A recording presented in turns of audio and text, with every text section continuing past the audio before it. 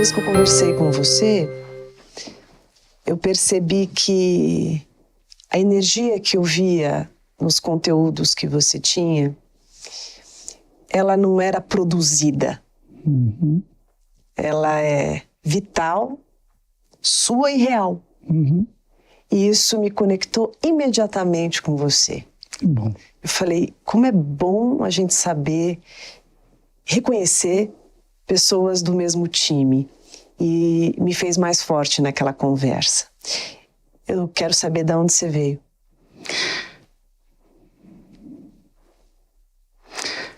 Eu vim de um lugar aconchegante em que eu dividi o mesmo espaço com outra pessoa. Eu sou gêmeo. É mesmo? Eu nasci aqui na periferia de São Paulo, no Capão Redondo. Era mais bonito naquela época, hoje é diferente. Eu vim de uma família muito, muito humilde, bastante lutadora, trabalhadora. Meus pais foram um exemplo absoluto de dedicação e de luta na vida. Esse talvez tenha sido o maior legado que eles deixaram para a gente. E vim desse ambiente desafiador, sempre desafiador, onde você tem que matar um leão por dia, né? Eu conto no meu livro, quando eu falo da minha história, do nosso primeiro Natal. Eu fui conhecer o Natal aos 7 anos de idade. Chegou o meu pai em casa. Meu pai, ele trabalhava na rua, ele era vendedor, né? E ele chegou e falou, a gente tem um tio rico. E ele convidou a gente para o Natal. Eu falei, oba, o que é Natal? Eu falei.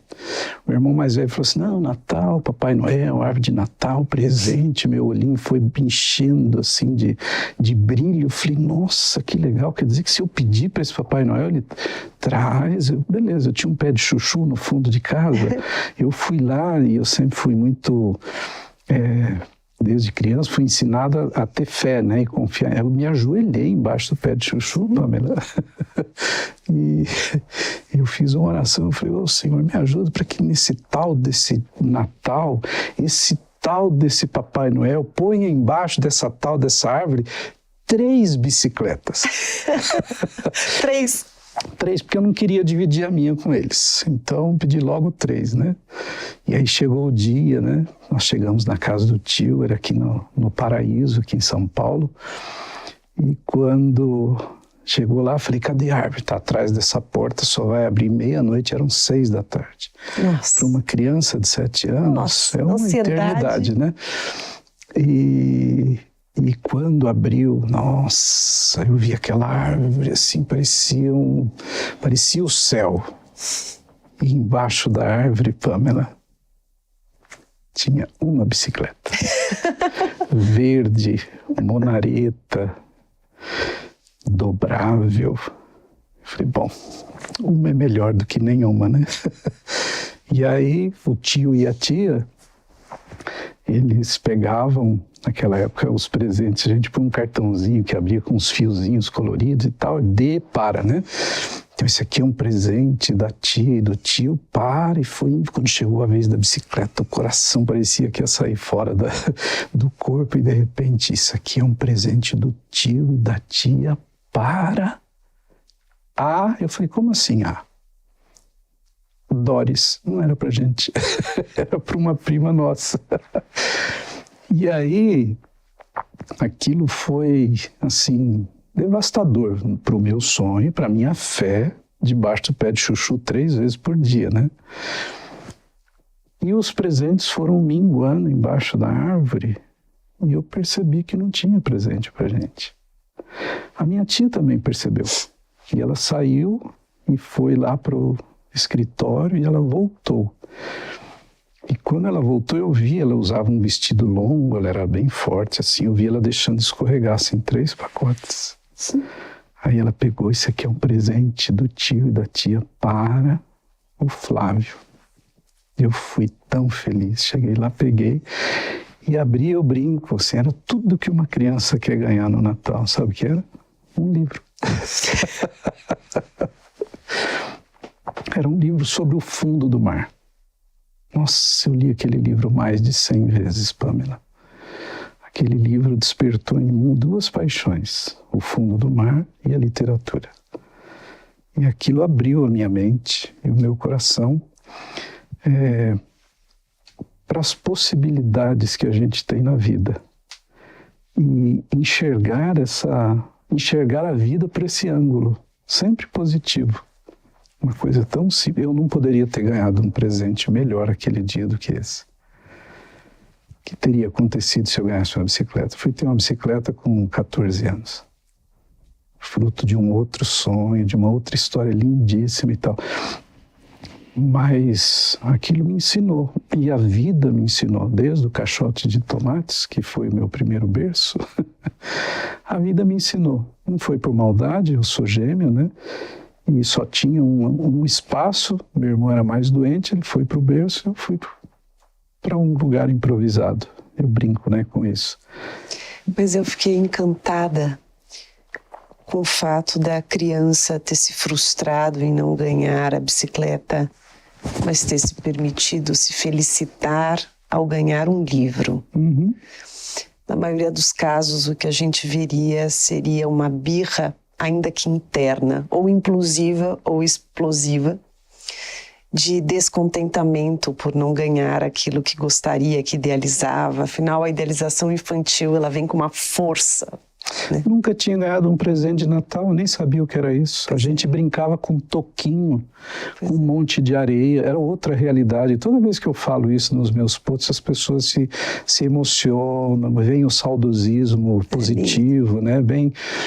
E elas falam, nossa, que tempo bom que não volta mais, né? E a gente era feliz e sabia, ou não sabia. Flávio, esse movimento da gente valorizar aquilo que a gente tem, da gente enaltecer, engrandecer as possibilidades que a vida nos apresenta.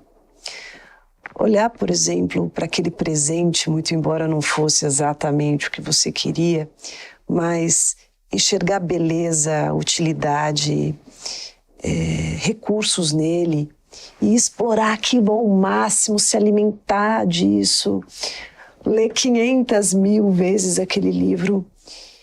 Isso não tem muito de um exercício até, mesmo que não proposital, de sabedoria, porque você aproveita o que você tem. E hoje eu acho que o mundo está tão escasso disso. São tantas alternativas, são tantas variáveis. Você vê as crianças com milhões de brinquedos e não tem o brinquedo, e quanto mais dá, menos tem vontade de brincar. Não tem um pouco esse... Você sabe que eu tenho uma política, eu não dou presentes, né? Ah, é? Eu crio experiências. Ah, eu gosto disso. De preferência inesquecíveis. Eu tenho 2 netos, 8 e 12 anos. E eu não dou presente para eles. Então, por exemplo, o meu neto mais velho, ele pediu uma bicicleta. Aí quem vai dar a bicicleta? Eu falei, eu não vou dar. E passou uns 6 meses, eu falei, e aí, você já está andando de bicicleta? Eles moravam em Brasília, eu morava aqui em São Paulo. Disse, não, eu vou. Ninguém ainda me ensinou. Eu comprei uma passagem às 9 da manhã, cheguei às 10h20 em Brasília, às 11h45 ele já estava andando de bicicleta, às 2 da tarde eu peguei um avião de volta. Toda vez que ele anda de bicicleta hoje, ele olha para mim e fala, vovô, foi você que me ensinou a andar de bicicleta. Ah, que lindo. Se você perguntar quem deu a bicicleta, tenho certeza que ele não lembra, até porque já é a 3ª bicicleta. Então a gente vive ao mesmo tempo que a gente tem crianças com uma capacidade cognitiva absurdamente maior do que eu tinha na minha época e dos meus pais e dos meus avós, né? Sim. Nada contenta. E aí eu fico muito preocupado, muito triste como avô, como ser humano que sou, de ver a forma como as pessoas, elas não estão conseguindo ser felizes com aquilo que elas têm. parece que a gente precisa de algo mais, de algo novo, algo diferente, porque lá no fundo a pessoa não descobriu a sua essência, quem ela é, de onde ela veio, onde ela está, onde ela quer chegar. E quando a gente está perdido esse papel é muito importante, né, dos pais, né, porque não dá para terceirizar isso você ensina. Claro. E você ensina nos primeiros anos de vida de uma criança, até os 5 anos, você é especialista nisso. E infelizmente a gente tem uma vida hoje corrida, onde as pessoas acham, por exemplo, que o presente é mais importante do que a presença, né? Então, na medida em que a gente descobre como é importante dedicar esses primeiros anos na formação do caráter de uma criança, ensinar os valores e os princípios mais importantes para ela, ensinar para ela que ela não precisa ter esse monte de coisa. Eu tinha uma política com os meus filhos, cada vez que eles ganhavam algo, eles têm que doar outro. Então, ganhou um, tem que doar o outro. Às vezes ganhava 5, falei, agora escolhe 5 para doar. Desafio para a modernidade hoje, com as telas, né? Se for para falar nisso, então a gente fica assustadíssimo. Na né? verdade, eu acho que a gente precisa perceber o quanto o consumismo, eu acho que o materialismo também, ele vai despertando facetas no ser humano áridas e que no final das contas nos adoecem. E quando nós estimulamos o subjetivo, a interação, a imaginação, a idealização, o carinho, a troca, o sentir, nós vamos exaltando no ser humano o que há de mais necessário. Não é sobre ter, nem sobre parecer, que é o que mais a gente vê hoje. A pessoa acha que se ela tiver, ela vai ser feliz. Isso. Eu queria ter dinheiro para ser feliz. Isso. Você tem que ser feliz para depois você ter ou não dinheiro e ser mais feliz. Se eu tivesse alguém, você deve ouvir isso o tempo todo, né? Se eu encontrasse, aí eu seria feliz. Não, você tem que ser feliz com você. Esse é o maior desafio quando eu atendo alguém. Despertar nela e fazer ela encontrar nela mesma o amor por ela, o seu amor próprio e desenvolver a autoestima. Não é sobre ter ou parecer, é sobre ser. Então, quando a pessoa entende isso e ela escolhe isso como um estilo de vida para ela, o que eu vou ser. O que é importante é o que eu sou para as pessoas. Eu tinha 15 anos, eu fui estudar num colégio interno no Rio Grande do Sul, 1.200 quilômetros longe de casa. Fui sozinho, numa época que a gente só escrevia cartas. Por que você foi para lá? Eu fui para lá porque eu tinha ido vender livros nas férias com uma equipe e o líder era de lá. E ele falou, olha, tem um colégio interno ótimo lá. Eu já tinha estudado em um aqui no interior de São Paulo, quando os meus pais se separaram, quando eu tinha 11 anos de idade. E eu gostei muito. Aquilo para mim foi um lugar espetacular, porque a gente desenvolve uma autonomia e uma liberdade e junto com responsabilidade, né? Porque você tem que aprender a gerenciar a sua vida lá dentro, né? Você já tinha essa percepção que era importante para você? Eu sabia que eu aprendi a importância disso nesse primeiro estágio do internato, de 12 anos de idade, dos 12 aos 13 anos. Depois meu pai se casou de novo, a gente foi para Bauru, morar no interior, e lá eu me peguei, junto com os meus primos, murchando pneu de carro à noite, fazendo molecagem. E um dia, colocando um palito de fósforo num pneu de carro, eu ouvi a voz da consciência perguntando assim para mim, o que você acha que você vai ser na vida se você continuar fazendo isso? Eu levantei na hora, dei meia volta. Sozinho? Meus primos estavam juntos. E eu virei as costas e falei, onde você vai? Eu falei, vou embora. Nunca mais eu vou fazer isso. isso está errado. Sim. Foi tão forte aquela voz assim que ela mexeu comigo. E aí eu voltei para casa, eu estudava na escola pública nessa época. No outro dia eu fui para a cidade e me matriculei num curso do Senai, só tinha datilografia, não tinha mais nem elétrica nem mecânico, sozinho. E aí fui querendo aprender e ser alguma coisa. E aí fui, aprendi datilografia, fui ser voluntário num escritório de contabilidade. No primeiro dia que eu entrei no escritório, me deram uma tarefa, eu acabei muito tempo antes da hora, o gerente não estava, eu fui ao banheiro, o banheiro estava sujo, eu lavei o banheiro. E quando eu saí, o pessoal estava brigando para ver quem é que ia fazer café. Eu fiz café. O gerente voltou e falou, por que você está parado? Eu falei, eu já acabei. E alguém falou, ele lavou o banheiro. E ele fez café. E ele olhou para mim e falou, vai embora.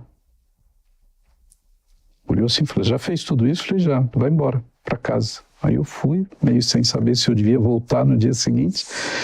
E todos os dias eu lavei banheiro naquele escritório, durante aquele mês. E no fim do mês eu fui reconhecido pelo dono do escritório.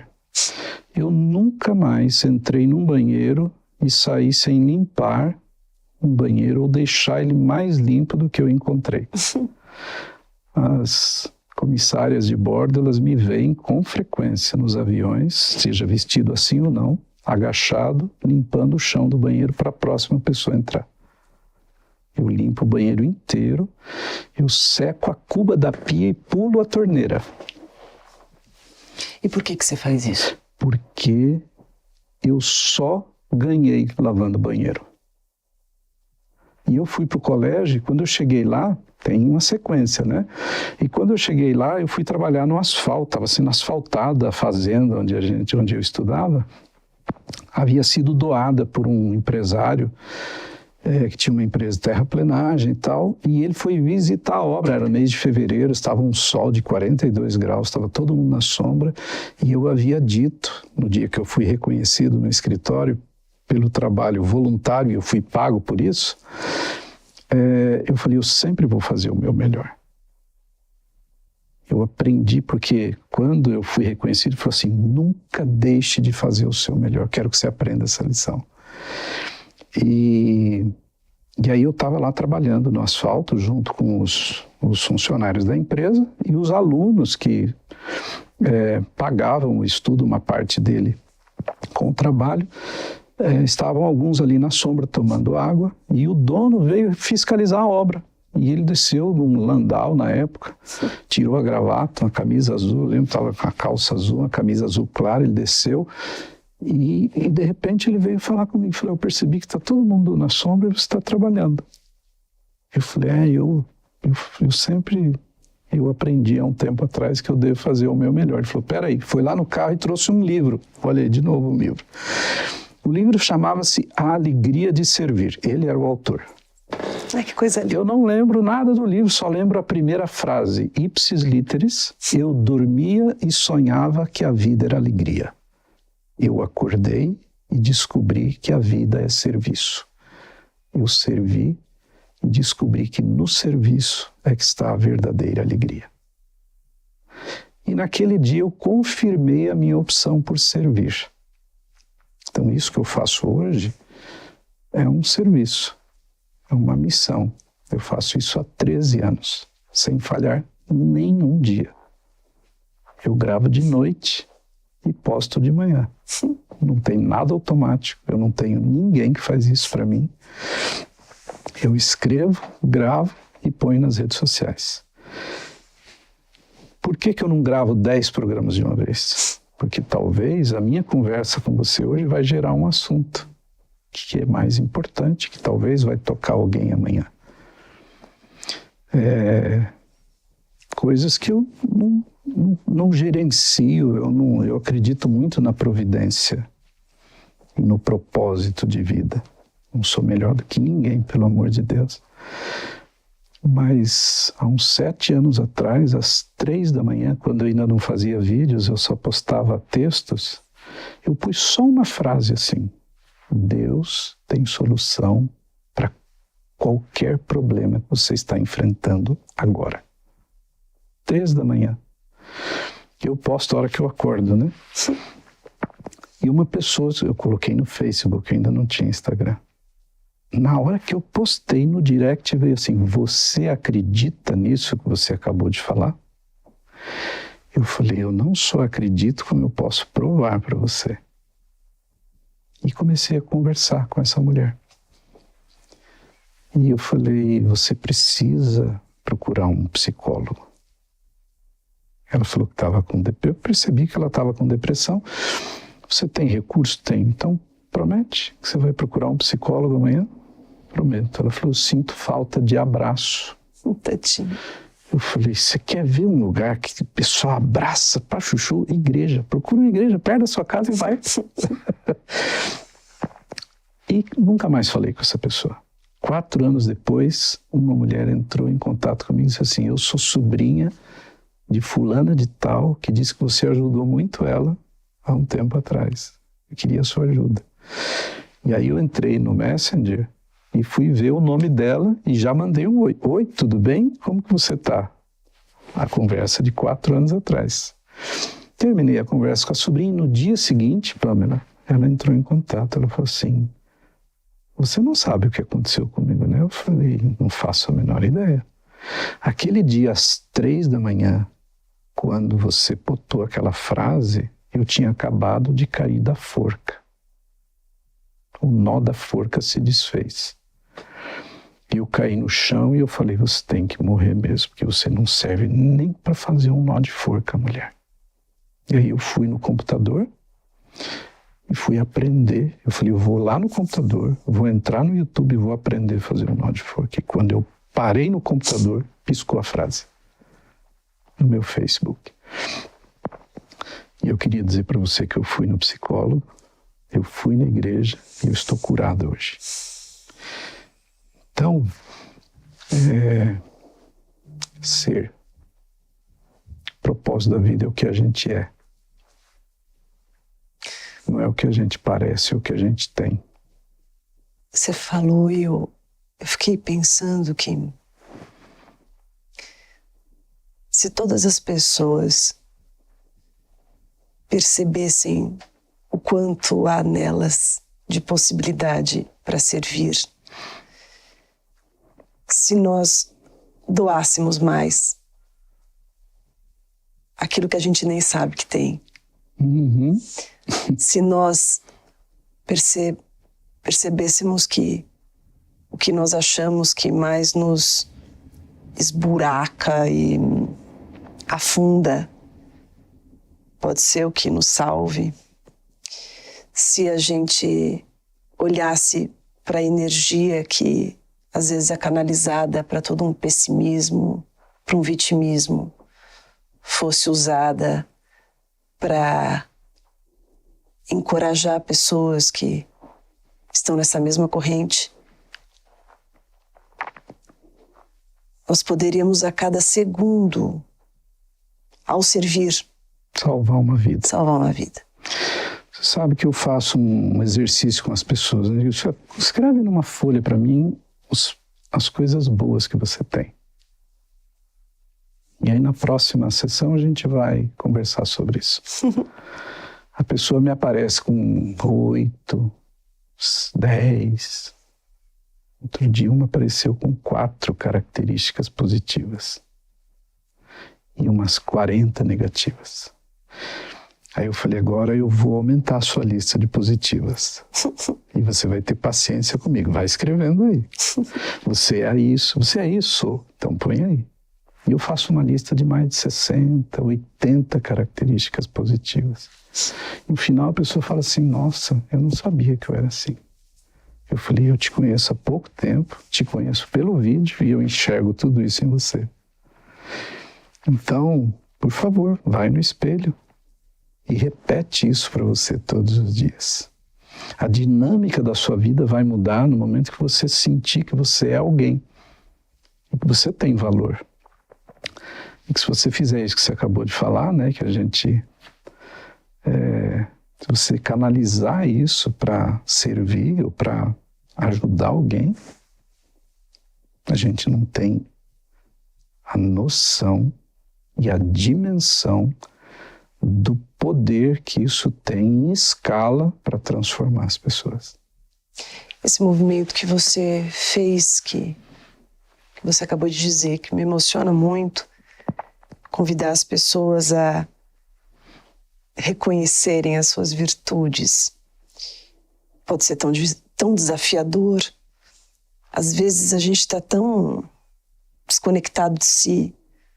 Às vezes a gente está tão distante, despersonalizado, que é tão difícil a gente reconhecer algo bom. Parece que a gente só vê o ruim, a gente só vê o que falta, a gente só vê o que precisava ser diferente, a gente só vê o que a gente errou, o que a gente falhou, o que não deveria ser desse jeito.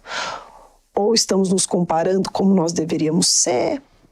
E aí vem alguém e diz: me conta o que você tem de bom. Parece uma espécie até de provocação diante da minha resistência e da minha cegueira sobre mim. Daí eu começo a vasculhar-me. E aí eu descubro uma, com muito esforço, outra. Aí dá uma suada de camisa, mais uma. Ah, minha mãe falava isso, ou sei lá quem. Daí vem alguém como você e me enxerga. E me diz: ó, eu tô vendo isso aqui, tô vendo isso aqui também, e isso aqui. Isso me faz pensar que a nossa irmandade, ela se deflagra justamente em movimentos como esse, de nós podermos nos olhar, né, uns aos outros e nos ajudarmos a nos reconhecermos quando nós nos perdermos de vista. Às vezes tudo que a gente precisa é alguém que nos lembre daquilo que nós somos. E aí a gente acha aquele... Sabe quando você acha aquele negocinho do Durex? Custa. Aí você acha, uau, achei. Né? E que bom, porque só eu posso me encontrar. Mas às vezes eu preciso de uma mãozinha. Enxergar as pessoas, né? Eu sou uma pessoa... eu tive que aprender isso, sabe, Pamela? Eu sou uma pessoa muito focada fui naturalmente pelo meu temperamento, pela minha forma de ser, eu sou focado eu naturalmente sou focado em resultado. Eu sempre gostei de desafios. Então, quando chegava e dizia assim, olha, isso aqui não dá para fazer, eu falei assim, deixa eu tentar. Então, trabalhei muito nesse sentido, nesse aspecto. Sempre adorei desafios. Tanto que o meu perfil está lá, um apaixonado por desafios. Então, já vou jogar uma pergunta. Estou elaborando.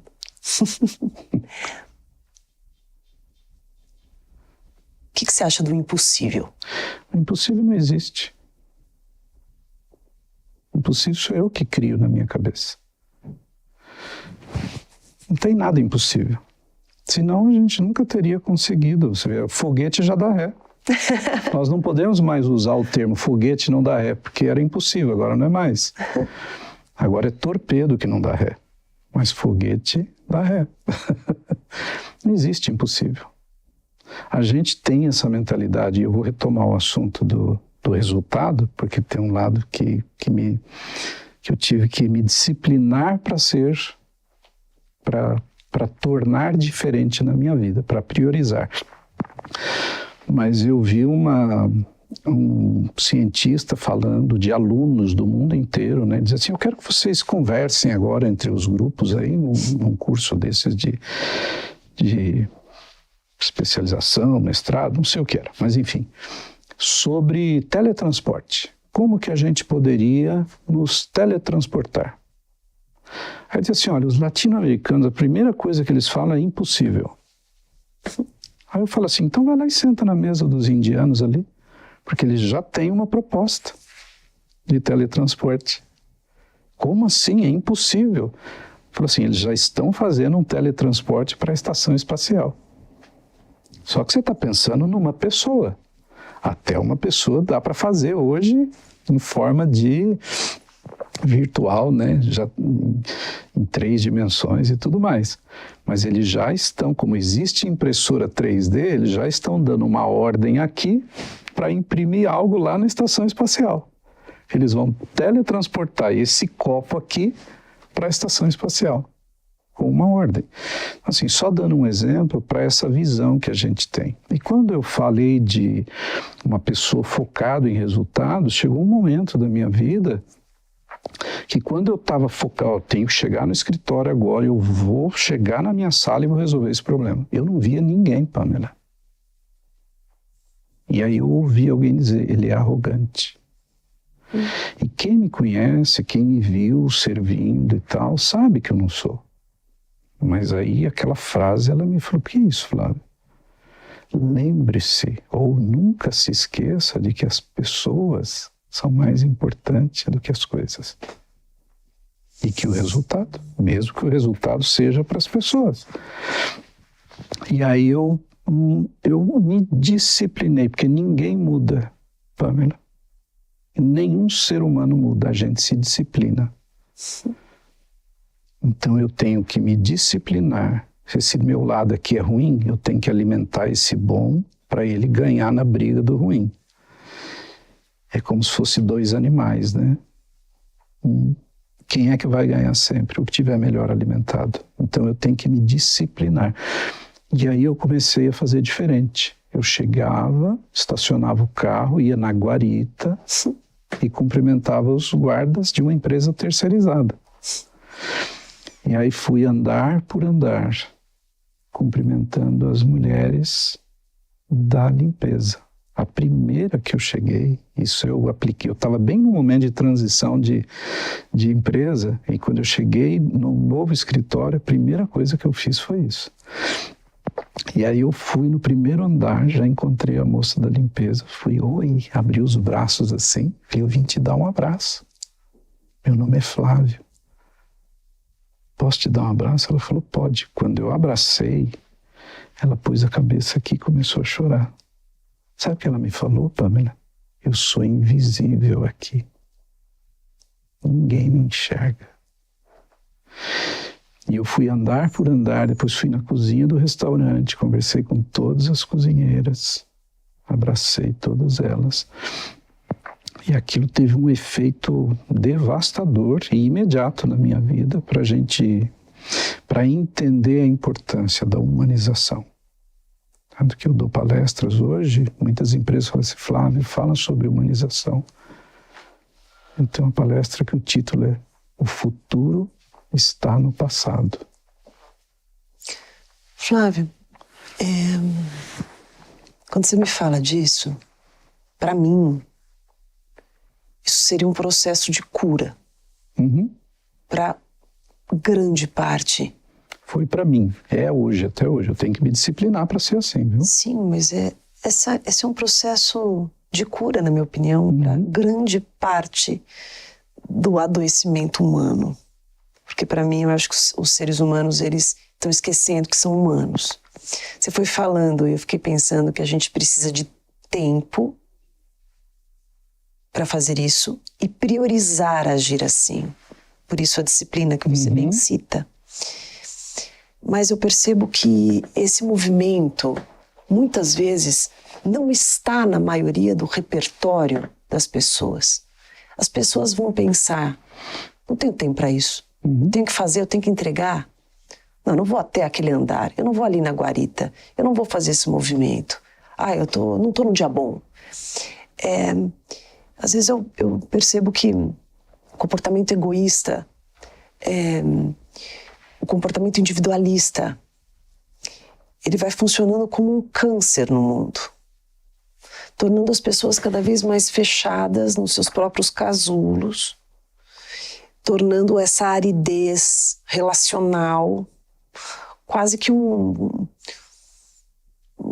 combustível para que as pessoas se relacionem exclusivamente por interesse, exclusivamente por um ganho secundário, faltando tanto da gentileza, da simplicidade, da humildade, do olhar, do reconhecer. Como que a gente poderia reverter isso? Empatia.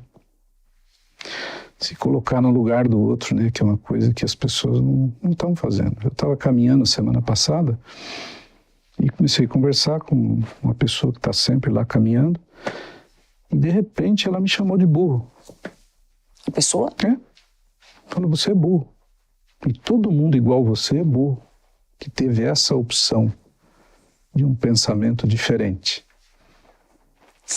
E eu falei, nossa, sério que você está falando isso para mim? Eu falei, você é burro, porque você não faz exatamente do jeito que eu fiz.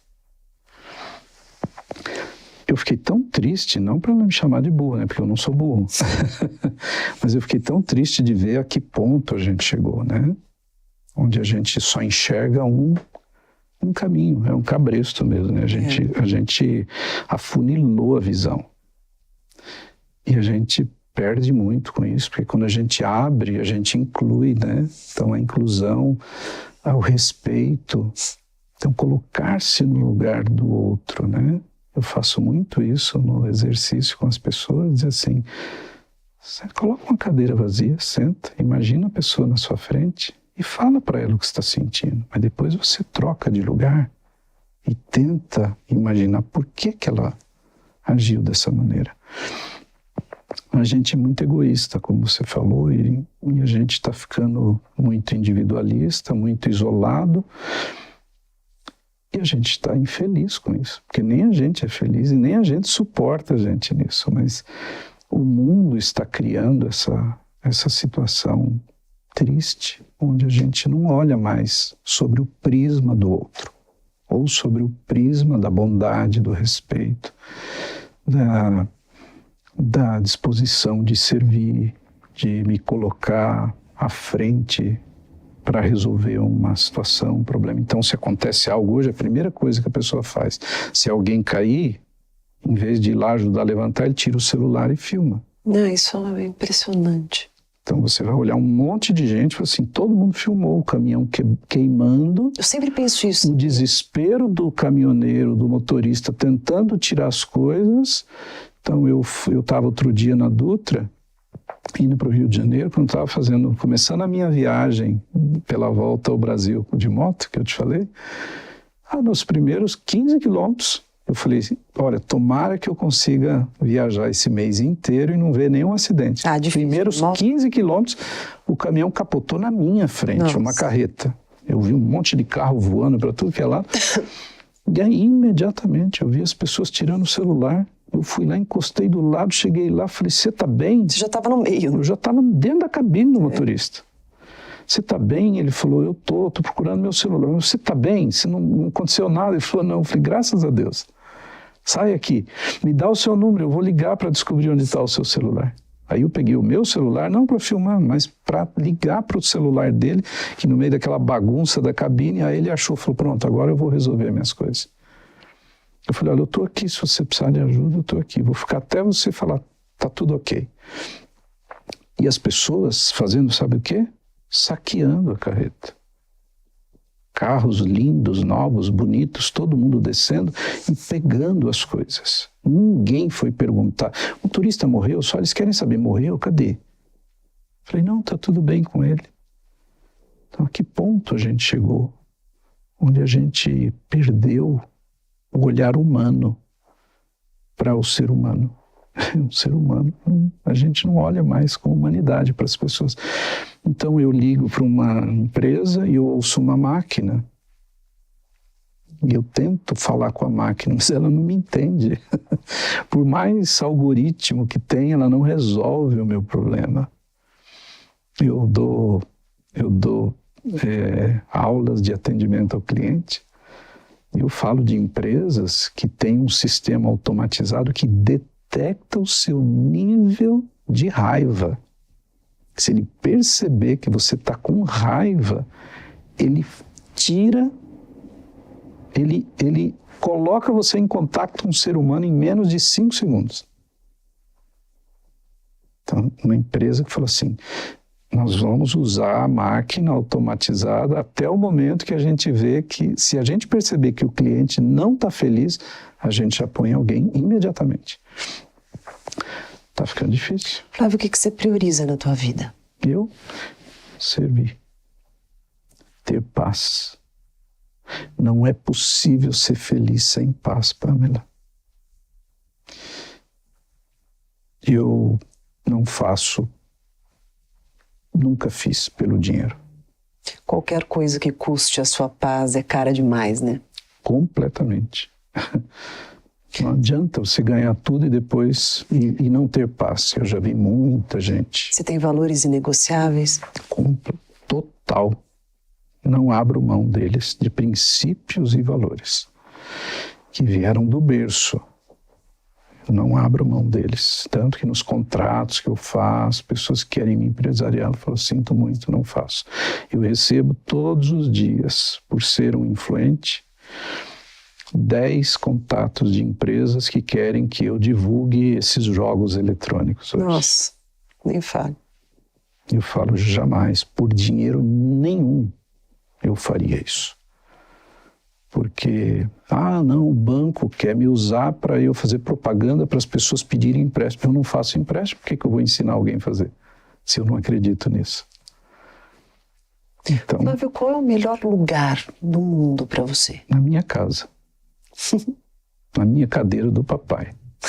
Ouvindo uma música, um jazz. É? Ou uma música erudita. O silêncio. O que isso representa? Isso representa felicidade para mim. Total. É o lugar que eu chego e falo assim, pronto. Não preciso mais nada. Qual é a maior dor, Flávio, para você? A maior dor minha é saber que às vezes eu descobri isso logo no início. Que eu queria ajudar e a pessoa fala, não quero sua ajuda. Tem gente que quer o que não precisa. E tem gente que precisa, mas não quer. Ninguém pode ajudar essas pessoas. Para poder ajudar, elas precisam querer. E eu sofri muito com isso. Uma pessoa que dedicou a vida para servir, ela sofre muito. Quando ela chega para tentar ajudar, a pessoa fala, quem te pediu ajuda? Então hoje essa é uma dor. Ver uma pessoa sofrer e falar, eu posso ajudar, mas ela não quer. Imagina isso com um filho. Seu filho escolhe um caminho que você sabe que vai ser terrível para ele e você fala, eu quero ajuda, mas ele não quer ajuda. Flávio, eu acho que essa é uma das dores mais profundas minhas também. De muitas vezes eu ter o copo d'água na minha mão, a maior disposição do mundo para dar para a pessoa que eu vejo que morre de sede. Eu digo, olha, aqui tem água. Eu sei que você está com sede. Eu quero te dar essa água. E a pessoa diz, não, chorando, não. Eu não mereço. Eu não vou tomar essa água. Às vezes não é Ou nem... não quero. Eu não quero, é pior. E aí você fica desesperado porque você quer bem a pessoa, você gosta da pessoa, você entende que aquilo que você tem você pode ajudar e a pessoa, por N razões, ela não aceita. É doído isso. E isso muitas vezes dá até raiva. Não é um sentimento bonito, mas é genuíno. E aí você se sente impotente. Eu sofri muito com isso. A vida inteira, porque eu sempre lidei com pessoas. E é triste quando você vê uma pessoa na beira do precipício e você chega e fala, estou aqui. Você fala, não quero. E ela pula. Aí você fala, meu Deus, você se sente nada. Nada. Mas aí eu descobri que não adianta. Nem Deus pode ajudar uma pessoa que não quer ajuda. Porque Ele respeita a liberdade. Isso é um mistério. Esse é o livre-arbítrio? Esse é exatamente o livre-arbítrio. Você faz o que você quer. E você colhe o que você faz. Isso seria isso validaria a informação de que as pessoas nos influenciam, as pessoas nos provocam, mas quem escolhe, quem decide somos nós. Por isso o poder da decisão. Porque quando uma pessoa decide, eu faço mentorias, né? A minha mentoria chama-se A Chave da Mudança. Porque a hora que você gira a chave, Pamela, você faz isso, você acompanha os seus pacientes, você sabe como é. A pessoa fala assim, tá, virei a chave, acabou, resolveu o problema. Então, é tão bom quando você oferece a água e a pessoa fala assim, obrigado, muito obrigado. Eu precisava muito dessa água. Ela vai matar a minha sede. Ninguém me ofereceu. Obrigado por você oferecer. Então, quando a pessoa aceita, ela gira essa chave. Você me fez lembrar de um outro tema que eu queria colocar para você. A gratidão. Eu tenho para mim que a gratidão é um dos sentimentos mais valiosos, mais nutritivos que um ser humano pode ter. E ao mesmo tempo, ela precisa ser genuinamente sentida. Eu vejo muitas vezes e muitas pessoas falando gratidão, gratiluz, sei lá o quê, mas não é todo mundo e nem sempre que você consegue sentir essa gratidão. É algo que parece que vem dentro da gente e transborda. É como se nos limpasse. Lava a alma, né? A gratidão, ela lava a alma. Você sabe que eu assisti a sua entrevista com o Rubens Barrichello, e ele falou muito disso. Falou. E eu chorei quando eu vi. Eu também. Eu achei lindo aquilo que ele falou. E é isso, é uma força centrífuga. Isso. Ela vem de dentro para fora e ela vai transformando. Isso ela tem um efeito... vamos usar uma palavra diferente, errada, que a Cíntia Chagas não nos ouça, imparável. Eu pensei até arrebatador. É arrebatador e é contagiante. Então, vamos usar uma palavra mais bonita. Ela é contagiante, porque você não suporta ficar do lado de uma pessoa agradecida sem ser contagiado por ela. E se você não aceita, você vai achar aquela pessoa, você vai querer ficar longe dela, falar assim, não aceito que uma pessoa agradeça por uma situação ruim que aconteceu. Olha, eu conheço 65 países. Eu já viajei fazendo palestras, documentários em muitos lugares. E eu estive em Ruanda. O Ruanda é o país do genocídio de 1994, um país pobre que o mundo inteiro virou as costas entre uma guerra étnica entre os Hutus e os Tutsis, onde pessoas da mesma família foram quase que obrigados a matar outra etnia ou você morre junto. Nossa. Então, o efeito manada fez com que 1 milhão de pessoas fossem mortas durante 100 dias de guerra étnica. E eu encontrei 2 pessoas que me chamaram muito a atenção. Um jovem de 28 anos, que aos 13 anos de idade passou pelo genocídio. Então ele disse assim na entrevista, nós éramos 12 em casa quando os vizinhos entraram e mataram meu pai, minha mãe e 5 irmãos. Eu peguei meus irmãos abaixo de mim e minhas irmãs menores, eu consegui fugir para o meio do mato com elas. E nós sobrevivemos os 100 dias. E aí eu voltei para nossa casa e eu comecei a trabalhar aos 13 anos para sustentar os meus irmãos. E um dia eu voltei e os vizinhos tinham matado outras 3 irmãs minhas. E aí fiquei só eu e meu irmão. E nós fugimos. E depois ele ficou traumatizado pós-guerra. E a agência humanitária que eu estava fazendo um documentário, ele disse assim, e aí eu encontrei essa agência. E eles faziam um programa, um projeto para pessoas traumatizadas pós-guerra, e eles ensinavam 2 princípios, basicamente: o perdão e a reconciliação. Sim. E eu dizia assim, impossível. Jamais vou perdoar as pessoas que mataram a minha família. E ele ficou 1 ano participando do programa, até que caiu a ficha, ele girou a chave e ele aceitou sentar com os vizinhos para conversar. E os vizinhos pediram perdão. Falei, olha, porque eu falo, efeito manada, as pessoas fizeram coisas, eu falei assim, como que eu fui fazer isso?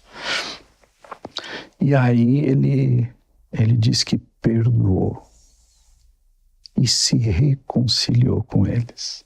Nossa. E quando ele fez isso, ele falou assim, eu senti uma paz tão grande que eu voltei a sorrir pela primeira vez. Eu conheci uma mulher que parou junto com o esposo na frente de uma igreja inteira para morrer na frente das ovelhas deles.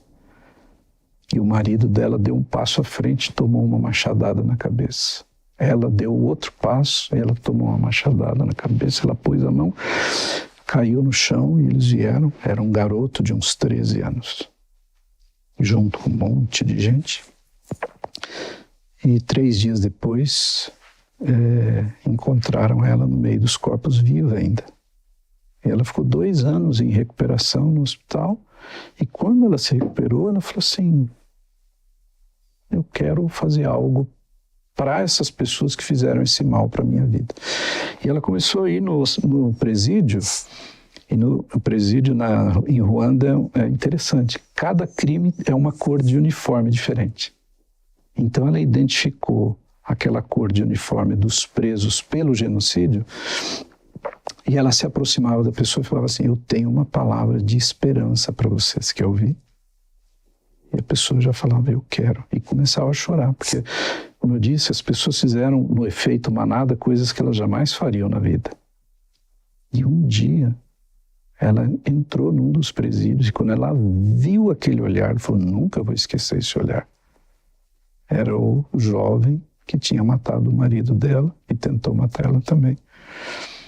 E ela respirou fundo, foi e disse, eu tenho uma palavra de esperança para você. Você quer ouvir?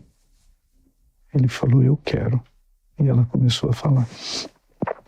E depois de meses visitando, ela revelou quem ela era. Ele chorou, pediu perdão. Ele falou, não, você já está perdoado faz tempo. E ele perdeu toda a família. Sabe o que ela fez? Adotou ele como filho.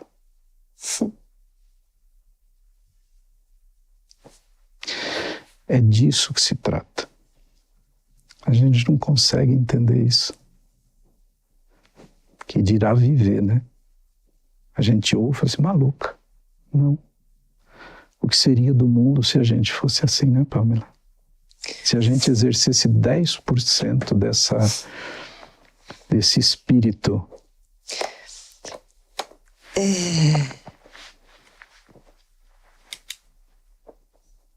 Eu tenho tanta coisa para escrever. Que horas vai começar a nossa terapia? Já acabou? Sério? Nossa, eu nem vi que começou. Não acabou ainda. Eu vou deixar uma mensagem para você. Acho lindo isso que você faz, sabia?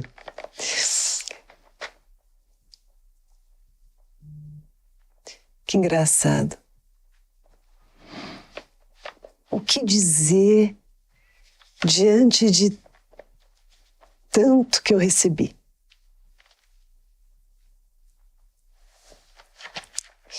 Então eu escrever o que o meu coração transpira no momento.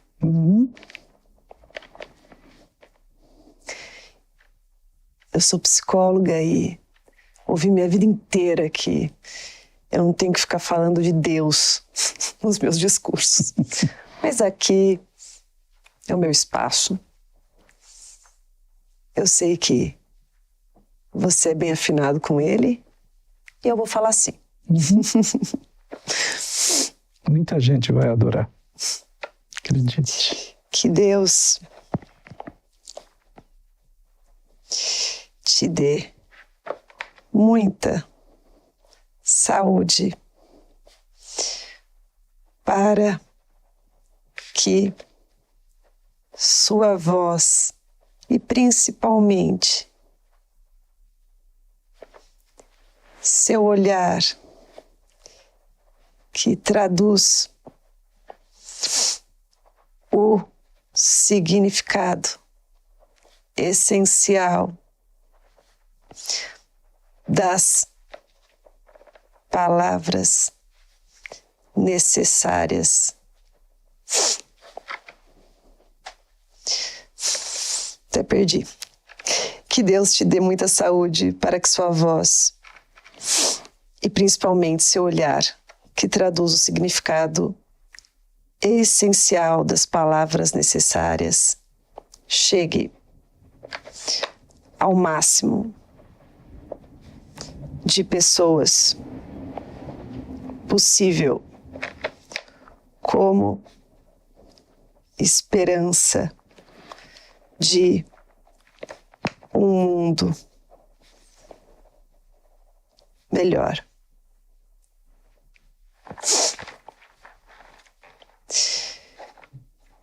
Precisamos resgatar o dom virtuoso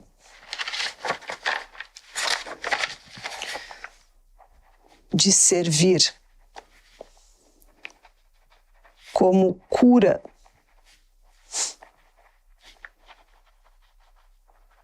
da humanidade.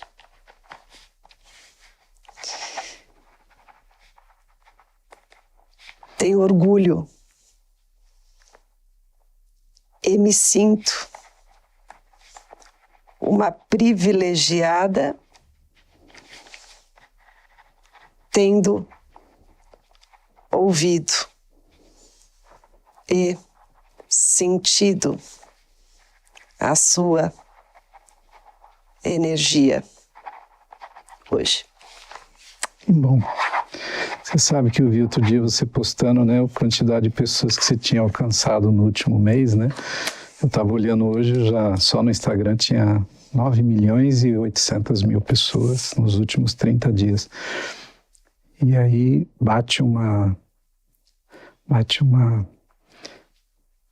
aumenta a responsabilidade da gente para essa rede do bem, né? Você falou, a gente que participa desse movimento de transformação de dentro para fora da vida das pessoas, para ajudar as pessoas a terem essa visão humana, mais otimista, né? Realista e otimista da vida. De confiança, de entrega e, sobretudo, de gratidão, né? Que bom que aquele dia você soube reconhecer naquele livro o presente que o Papai Noel te mandou. Uhum. Ele sabia das coisas. Sabia o que eu precisava. Exato. Que ao te dar aquele livro, seria talvez o primeiro de muitos que seriam despertados em você para serem escritos por você, Uhum. lidos e traduzidos dessa forma doce, intensa, verdadeira, sincera, honesta, que você tem de falar, de curar as pessoas através da sensação de serem vistas, percebidas e validadas com carinho, com amor. Obrigado. Nossa, que honra, que privilégio, eu nem acredito. Muito, muito obrigado. Eu estou muito, muito feliz de te conhecer. Não mais que eu. Eu tenho certeza, tenho 60, vou fazer 62 anos, você tem 25 só, né? Ai, que delícia, engata a perna. Nossa, você tem uma vida pela frente, quanta coisa linda Deus tem preparado para você, para ajudar as pessoas. Obrigado, obrigado pelo que você faz.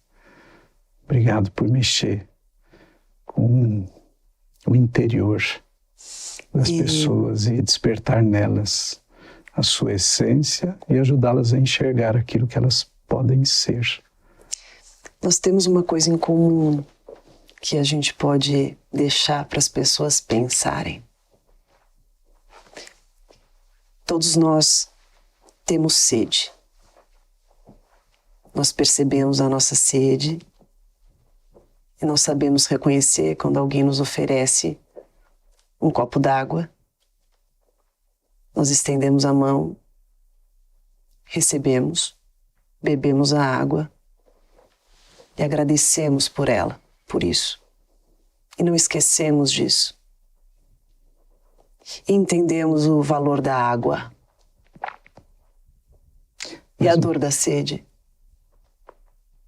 Isso é muito grande. Tão importante quanto a água é estender a água para as pessoas. Você faz isso. Nós fazemos. Nós fazemos isso. Que bom que a gente tem esse privilégio. Até a próxima sessão.